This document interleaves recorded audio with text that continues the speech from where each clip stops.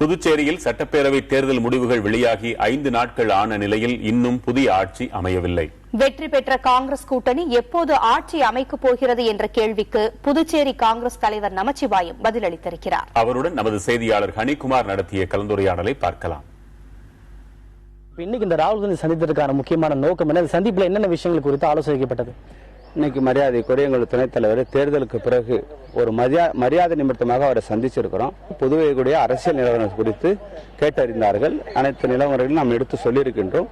வெகு விரைவாக புதுச்சேரியிலே புதிய அரசு அமைவதற்கான நடவடிக்கை எடுப்பதற்கு அவர்கள் இன்றைக்கு ஆயத்த பணியை மரியாதைக்குரிய தலைவி அன்னை சோனியா காந்தியிடம் கலந்து பேசி முடிவெடுப்பதாக சொல்லியிருக்கின்றார்கள். இப்போ இந்த புதுச்சேரியில தேர்தல் முடிவுகள் வெளிவந்து 5 நாட்களுக்கு மேலாச்சு. இதுவரைக்கும் இந்த புதிய அரசமைப்பில் சிக்கல் நீடிச்சுக்கிட்டே இருக்கு. யாரும் முதலமைச்சராக பதவி ஏற்கல. இந்த சிக்கல் எப்போது முடிவுக்கு வரும்? எப்போது காங்கிரஸ் கட்சியின் சார்பாக முதல்வர் வேட்பாளர் முதல்வர் இறுதி செய்யப்படுவார்கள்? ஓரிரு நாட்களுக்குள்ள அதனுடைய முதல்வர் வேட்பாளர் நிச்சயமாக முடிவு செய்யப்படும். இப்போ இந்த முதல்வர் ரேஸுக்கான இதுல யார் யாரெல்லாம் இருக்கிறாங்க போட்டி போடுறாங்க? அது யார் இருக்காங்கன்னு அவங்களை கேட்டால் தான் தெரியும். இன்னைக்கு முதல்வர் வேட்பாளர்ன்ற போது தலைமை அகில இந்திய தலைமை என்ன முடிவு எடுக்கிறதோ அதுக்கு நாங்கள் கட்டுப்படுவோம்.